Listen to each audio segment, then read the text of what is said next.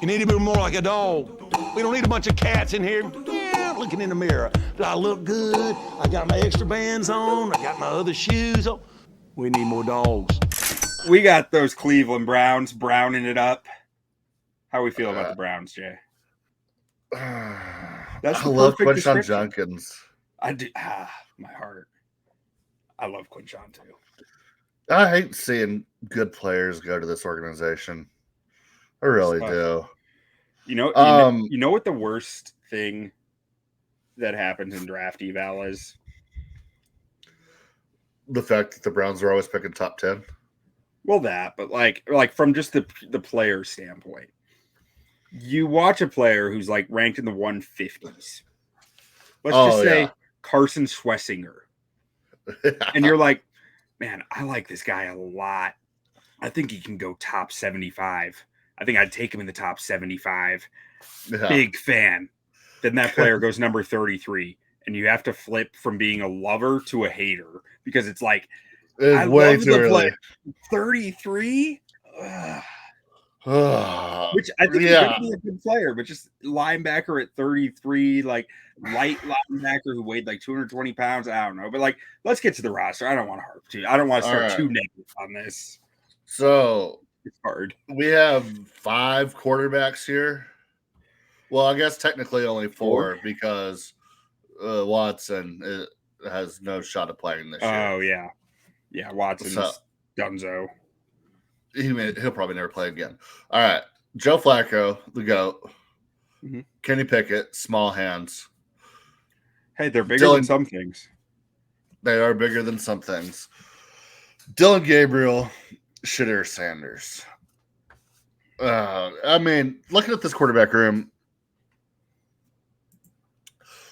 I don't know why Joe Flacco's here. I mean, I guess you want to play, and then you look at Stefanski wants one player who could run his offense. Yeah, and then I mean, so okay, let's look at the upside for this for a second. Okay, Joe Flacco can still sling it. I mean, he's got a live arm. I mean, he moves around like he's in quicksand, but he's got a live arm. All right, you look at the running backs. I love Dylan Sampson. I love Quinshon Judkins. Jerome Ford has been fine for him anytime he's stepped in. I don't think he is the lead back in this team, but he can be. Jerry Jeudy is, I think he might be a blue chipper. I love Jerry Jeudy. He runs every route. He's a crisp route runner, catches a lot of balls. He has been just plagued by terrible quarterback play throughout his career and always finds ways to overcome it. Maybe one of the more underrated wide receivers in the league today. And then Deontay Johnson. Is he good? Is he bad? What is this, his 5th team in a year? It's not even about whether Deontay Johnson's good at football or not. It's does he want to be in the NFL locker room? Yeah. Well, throw him on the Browns and see what happens. That's a good case study for a guy like Deontay Johnson. Yeah. I mean, Jerry Jeudy had a great year last year, like 1,200 yards. But I need to – the one reason he's not a blue chipper here is just because I don't know if he can beat zone coverage consistently. Like, he has always beat man coverage and killed man coverage.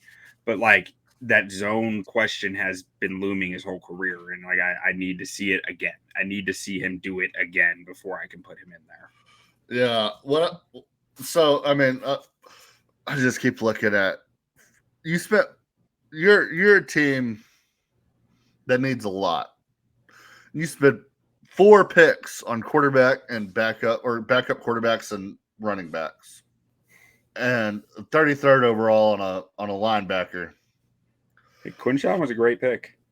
No, yeah, I love Quinshon, but it's just like. I feel like a blue chip running back is a win now move, whether you're taking him in the draft or you're signing a guy in free agency. And if you're not in a win now scenario, you're gonna have a fucking great running back and go 5-12. Yeah. And then Cedric Tillman, I mean, he's not bad, I guess. David Njoku, I one of the flashiest tight ends ever. I mean, it seems like David Njoku. Yeah, watching David Njoku just the silhouette of him. He's humongous out there. He runs like a fucking gazelle. He makes some of the craziest plays, but then like he just disappears sometimes. Yeah, and was it last year where he was playing with like the 3rd-degree burns?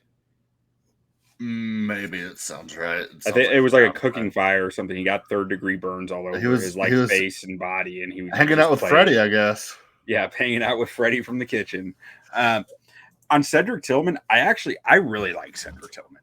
I think that he has a chance to like become a strong X receiver this year if there's a quarterback who can get him the football. Yeah, so we could go back to the quarterback for a second. Okay, why is Joe Flacco here, and why is Kenny Pickett here? And I don't hate the Gabriel and Sanders picks. I mean, obviously you like Dillon Gabriel, so you pick him in the 3rd round, and I think Shedeur in the 5th. I mean, you got to take your shot on him. I mean, he was incredibly accurate in college. I mean, I understand playing with his dad. His dad made things really easy on him. But, I mean, he's got a live arm. He's not the most athletic player out there, but, I mean, he's accurate with the ball. He takes care of the ball, maybe to a fault to where he maybe holds on to it and gets himself in bad situations. But as a 5th-round pick, I mean, I thought I don't hate it. But what kind of opportunities are we getting for these young guys if you're truly putting Joe Flacco at 1 and Kenny Pickett at 2? I mean, I don't think Kenny Pickett makes the roster. I don't know how you justify or why that. Yeah, like I mean, if you didn't draft Gabriel or Sanders, then yeah, Pickett would make the roster. But like, you're not going to. You can't roster 4 QBs here, who none of which you are sure are even any good. Like, yeah, and if you're not gonna cut a rookie. Yeah, yeah, because then why did you draft him? Like, but then at the same time, it's like the way this and then at the same time, like Joe Flacco retired 3 years ago. He's your fucking starting quarterback, dude. Little respect, dude had 12 touchdowns and 7 interceptions last year in like what 7 games. He took a team to the playoffs 2 years ago. Joe Flacco. Oh man, what happened to their other tackle? Oh, Jedrick Wills? Yeah. He's gone. What? I don't think he's even been signed. Did he just fall off after his rookie year? Because he had a great rookie year, didn't he? He had an okay rookie year, and then he just never got better. Like he had a solid enough rookie year where you're like, okay, there's a future here. Yeah, and then he just kind of like Mekhi stayed there. He just stayed at like that same level of play, minor regression. Or actually, I mean, I guess I'm wrong. I mean, by PFF grade, he had a good pass blocking rookie year, and then it just went downhill from there. Yeah, I remember thinking he was really good his rookie year. He was supposed to be really good coming out of school. Yeah. Okay, so looking at this offensive line, they're always usually pretty good on the interior O line. Yeah, they've been one of the better O lines in the league for the last like 5-6 years. Yeah, and Conklin at tackle, he's a solid right tackle when he's on the field. It's just been a major question. Like he's 31 and he's missed the majority of 2 of the last 4 seasons, but he played most of last year. Yeah, Zach Zenter did he play much last year? As a rookie? I believe he did, because he broke his leg pretty late. I think he broke his leg in the Ohio State Michigan game. Yeah, he did. He only played about 200 snaps. He had a tough time, like very up and down in the game he played. But like he didn't play that many snaps. He only really played a good amount of snaps in 3 games last year. Yeah. Okay. And he wasn't that good in them, but like also it's a guy who's coming back from injury. Like I'd give it some time with him. I think there's something there. They got your boy, Tev. Big Tev. Look what they did to my boy. So he's there. There's no way he's playing tackle in this league. No, I mean I don't think he has the movement ability to anymore. He's had too many injuries.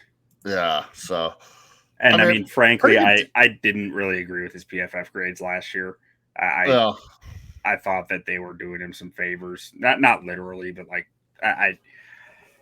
he was pretty sloppy last year, and he was playing through like 12 different injuries to get a contract because it was a contract year. So he was like, just whatever it takes to get on the field. Was he on the Bears last year? Yeah. And he played through a disgusting amount of injuries, and I didn't think he was all that good because of it. When he's healthy, he's still a dominant guard, but it's just he's not healthy very often. Hey, coming in as a depth piece, though. Yeah. I mean, find some health. I like him. Come find some health. So, okay. Decent to good offensive line, probably top 10 in the league. A lot to like in the wide receiver room. Bitonio took a step back last year. It seems like he's getting up there in age. Teller's had a hard time staying on. Like I don't. There are guys all over this offensive line who have been good in the league. Yeah, but I'm not sure if they're still good. I have real questions about that. Yeah. But okay, look at this just offense in a whole.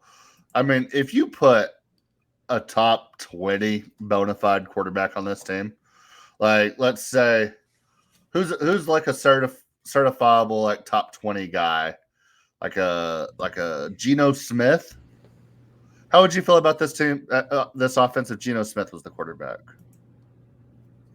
I think they're missing pieces, but they're gonna. But I think whatever offense Geno's on is gonna put up some numbers. Like I would feel pretty confident in this team or this offense.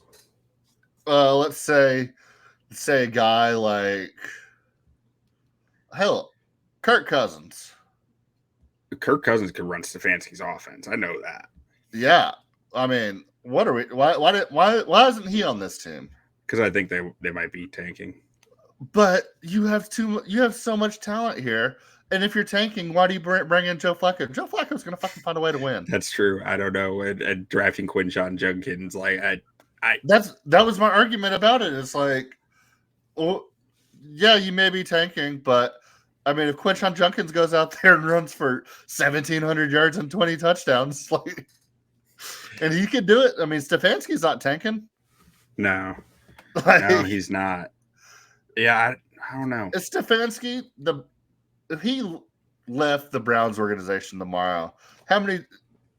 I know he gets a job immediately. How many teams would hire Kevin Stefanski right now? A lot. I don't have a number, but a lot. Like he's a really good coach. And yeah, I mean you're right. Like you put Kirk on this team, and you tell me their O-line stayed pretty healthy. Yeah, I think they're going to be a good offense. But like, that O-line is a big question to me because they do have. There's a lot of age and question marks here.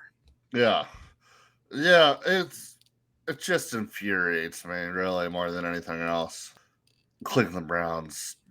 I mean, their defense is pretty good too. Oh yeah, I was about to say. I mean, I don't like their first round pick, but Myles Garrett is incredible. Best. I mean, I think he's the best defender in the NFL. I mean, yeah, him or TJ Watt. I'm going Myles Garrett all day there, but I would probably. I wouldn't say that on the Steelers section, but yeah, I would probably lean Myles Garrett unless I'm talking to a Steelers fan. So, Myles Garrett, anchor, obviously, and then Malik Collins, Mason Graham coming in. Don't love it. Isaiah McGuire. A big Isaiah McGuire guy here. Shelby Harris, Tryon Shoyinka. Is that how you say it? Crushed it. Michael Hall Jr., Alex Wright. Michael Hall. I like a lot of what they have on their D line. Yeah. Ogbo Okoronkwo. Yeah, nailed it. I feel like anytime I watch a Browns game, he's like making a play. Yeah, I think he's run into some injury issues. Yeah, he played like 460 snaps. Oh, he had a rough year last year, according to PFF. Though last year he fell off. Yeah, it's one of those names that you remember when you see it. So maybe it was only like one or two plays, but then once you know the name, you just in your mind it just sticks with you a little bit more. Well, like 2-3 years ago, he was a decent name. Like he was a solid edge rusher. But okay, looking at the rest of this defense, all right. To be clear on Schlesinger, I hope he lives up to the billing where he got drafted. I love the way this kid plays ball, and he is one of the most instinctual linebackers I've seen in a while. But at 220 pounds, I just have questions. Yeah, and so we talked about it with the Ravens a little bit earlier when we were like, oh, look how stacked they are, and look at all the yellow. Seems like if you're tanking, you would want to build depth in the defense because, I mean, you can be bad with a good defense and still lose a lot of games. And especially secondary. Like if you can beef up the secondary when you're tanking. Yeah, just build depth in that. Like, but like they have no holes. If they're, I'm with you. If they're tanking, they should have sold some of these corners because they don't really have holes in the secondary. Yeah, and they should have. I mean, maybe instead of taking 2 running backs and 2 quarterbacks, you take about 3 other defensive players after Mason Graham. Nothing makes sense about how how they went about the draft process because I mean, like we said, I mean the roster is not bad. You have a good to decent roster, I think. Top to bottom. My main question is that like wide receiver depth and O-line, like injury status, health, age stuff. But like playing a hard division, you're right. Like this roster isn't bad. Like, would it shock you if Flacco plays to a level that we think he can play at, which is 20 touchdowns, 11 interceptions, 3,000 yards? They could go out and win 7 or 8 games, but do you want to win 7 or 8 games if you're a Browns fan? It wouldn't shock me. I don't really know the end game here with this team. So if you can win 7 or 8 games, then that means you can win 10 games because there's always the toss-ups in between there.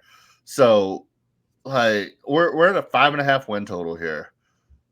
If Flacco starts, I don't know in what world Flacco would start all 17 games. Yeah, but because with this O-line, I'm just not sure he could stay healthy. Yeah, I'm not sure they're strong enough up front. But then then you have to think like if Dillon Gabriel comes in, like he's got a live arm. Shedeur Sanders comes in, he's live. Like, but you're also betting on 3rd and 5th round rookies at that point actually being good as rookies. Yeah, but how good do you have to be to hand the ball off to Quinshon Judkins and maybe make a couple of checkdowns? Yeah, I mean, but that brings you back to the O-line, though. Quinshon Judkins, he can do a lot, but the O-line's going to matter. And if they stay healthy, sure. Stefanski's good. He's going to figure it out. They're going to run the ball well. They always do. So looking at the future of this team, 300 to 1 to win the Super Bowl, 32 to 1 to win the division, plus 880 to make the playoffs. Oh boy. Plus 125 to win 6 or more games. Give me the over 5.5. Why not? Like, yeah, weirder things have happened. Like, that's the only value here. I'm not taking the under 5.5 because it's minus 150. Like, what am I doing that for? Who was their quarterback last year? Jameis Winston and Deshaun Watson. How much did he play last year? Honestly, I thought he went down early. He played 7 games. Okay, he was fucking god awful. They won 3 games last year.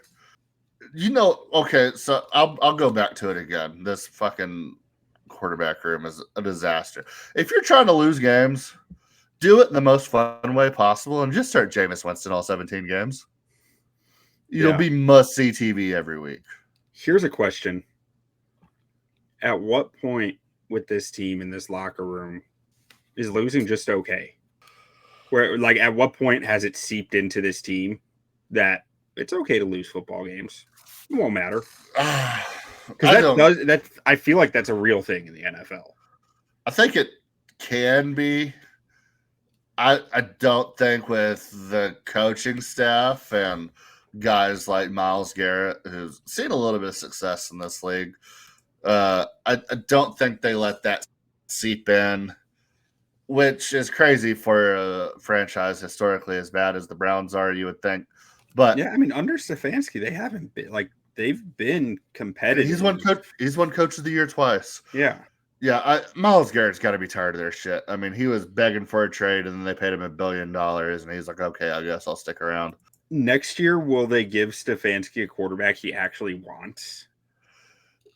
If I'm Stefanski, at what point do you just fucking resign?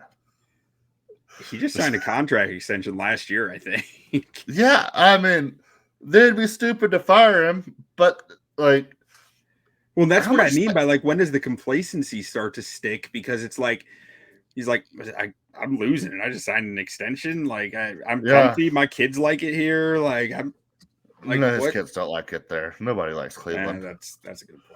Well, I mean, you like, have as much money as he has, they might like it. But. If I walked into Cleveland, it was like Baker Mayfield doesn't really fit my offense that well. Okay, we got him out. Oh, ownership wants to stick you with Deshaun Watson. Yeah. Okay, he doesn't fit my offense either, but like whatever. They're calling the shots, I guess. Like, oh, now we're in this shit sandwich situation because Deshaun Watson sucked and I never wanted him. Here, take a bag of money. This will keep you around. Like, what am I motivated for in this? Hey, at least they didn't give up too much to get Deshaun Watson either. Yeah. They finally got their first round pick next year, right? Or I guess they did this year. This year, right? Yeah. Okay. Yeah. How much say does he have in this roster? It better be a lot more than it was when they traded for Deshaun Watson, who I don't think he wanted. Like, if that's not eye-opening for an owner, like, I don't know what could be. Yeah, I feel bad for Myles Garrett. I feel bad for Quinshon Judkins. And Myles Garrett's going to be a Hall of Famer. Quinshon Judkins, he was my pick for Rookie of the Year before the draft.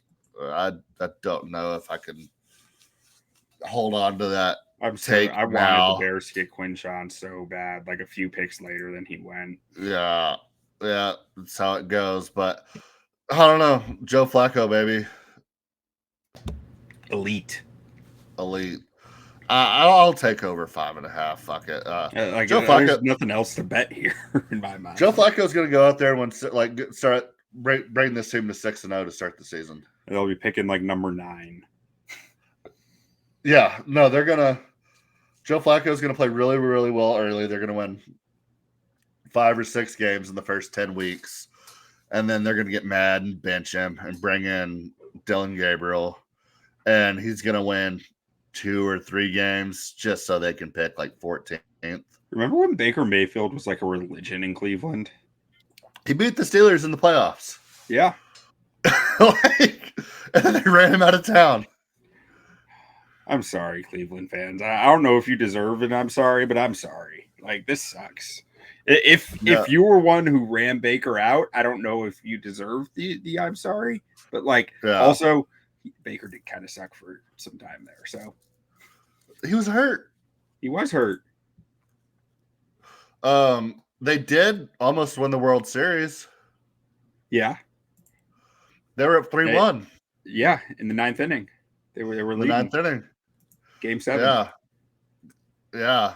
So then God said, "Let there be rain." Yeah, then there was a little rain delay, and I don't remember what happened after that. But LeBron James is in LA. Y'all have that. He won there. I hear they have great rest stops in the state of Ohio.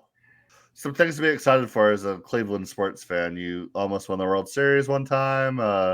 You had LeBron James, and you have great rest stops. Truly, if I'm a Browns fan, I'm probably talking myself into Quinshon Judkins being a beast, this whole line staying healthy, Myles Garrett being that dude, Denzel Ward being a number 1 corner, Carson Schweschinger flying around, making plays out there, and Mason Graham eating next to Myles Garrett. But like, I don't believe in all those things. So if you're a Browns fan, would you rather either Dillon Gabriel or Shedeur Sanders to play 7 to 8 games and play at a decent level to where it looks like they may potentially be a viable starter going down the stretch, or have a top 2 pick next year? I'm throwing Shedeur in the fire.